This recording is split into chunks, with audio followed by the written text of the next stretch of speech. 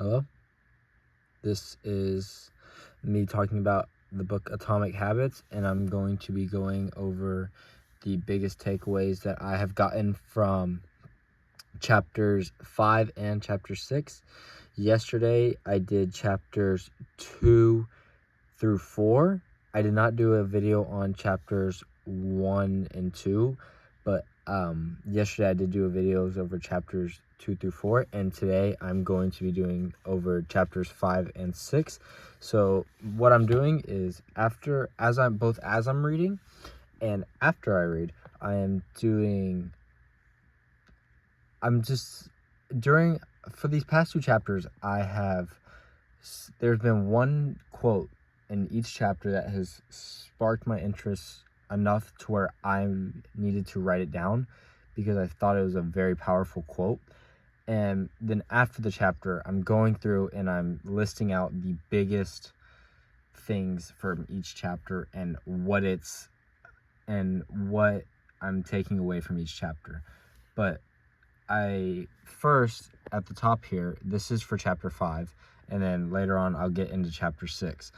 But for chapter 5, the quote that stood out to me a lot, that caused me to stop, think, and have to write down my thoughts on it and write down the quote itself, was, "When your dreams are vague, it's easy to rationalize little exceptions all day long and never get around to the specific things that you need to do to succeed."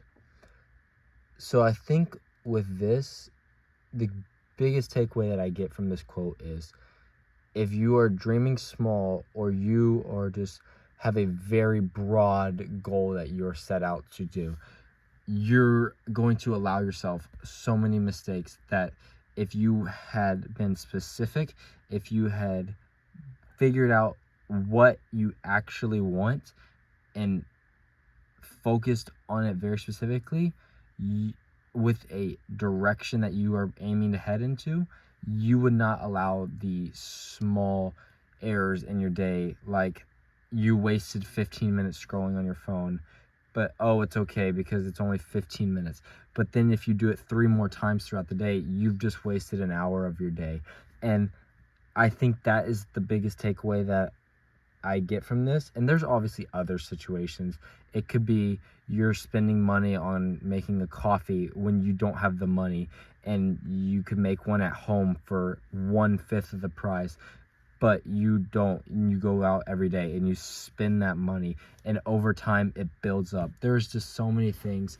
And it's what I got from this quote was, don't dream small without a concrete direction. You are setting yourself up for failure. Be diligent and precise so that everything you do is working towards a clear goal that you have in mind. This to me is like, be so focused and make your goals and the things that you do on your day-to-day so specific that you are not allowing yourself for error.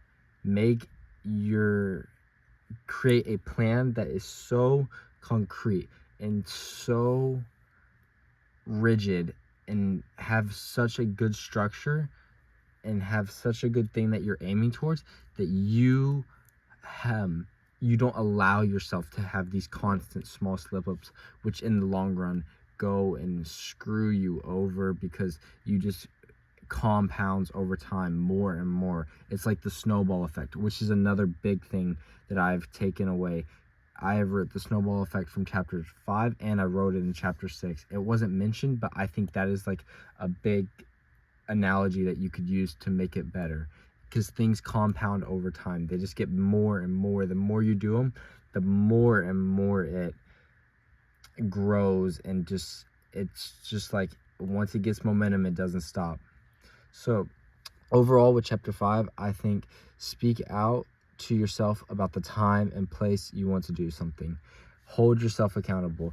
For me, I said that I am going to meditate after I brush my teeth today. I've never meditated in my life, but we are going to do it because I have set myself a time and I've set myself a place right after a very specific thing that I know that I do every day. I brush my teeth before I go to bed. So before So right after I brush my teeth, I'm going to meditate. And follow, and remember that you want to follow through with the reputation you are putting forth for yourself. Speaking it out and tying it to a specific cue makes the odds of you following through on that something much higher. That is what I'm talking about with the brushing your teeth that he mentions in the chapter. It will help you to build the confidence that you have within yourself. If you can have confidence within yourself that you can do something, then I don't think there's anything that can stop you, because you can just grow and grow in confidence, and over time you'll start to see it more and more the more that you work for it.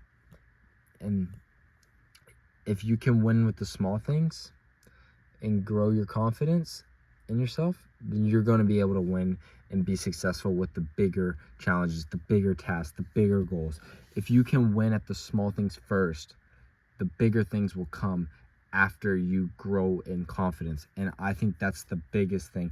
That's the snowball effect. Growing in confidence, it will help you with the bigger task if you can give yourself the small wins at the start. For chapter 6, the quote that really stood out to me was, "Be the designer of your world and not merely the consumer of it." Take control. Take control of your life and take control of what you do on a day-to-day basis. Do not be allowing yourself to just live in the world that isn't going to help you in general. Most of the world, you could be way better if you had a larger sphere of influence over your life, over your body, and over your decisions. So if you can create an environment that allows you to control your own life and not just go with what the world gives you, but and you can take ownership, you will pay much better in the long run. And so with the chapter, the overall summary that I got, the biggest takeaways from this chapter besides that is the ability to separate and associate one place, whether that's in your room or specific rooms, with one task can help you be much more productive. So your desk is your workspace. Your table, that could be your dinner space. Your couch can be a place where you relax in the evening. Your bed is where you sleep. Pick one task for each place and don't create multiple tasks, because that is just going to confuse you about what each space is meant for. If you are struggling to break out of a bad habit, try changing the environment, because your brain will have less of an influence over you making the right or wrong decision. You give yourself more control if you take out the non-conscious thought that your brain has developed over time from your past habits, if you alter the place. And then for the third point, if you want to change your behavior, alter your environment to promote the positive cues and to make them more obvious so that you are more likely to do them. So what this means is, if you want to read a book, place that book on your bed, or if you have a library of books in your house, like a shelf of books, don't leave the books in the corner of your house in a room that you never go in. Move them into your living room to where you are much more likely to read them. This is just going to build over time, and sorry, I just got a text.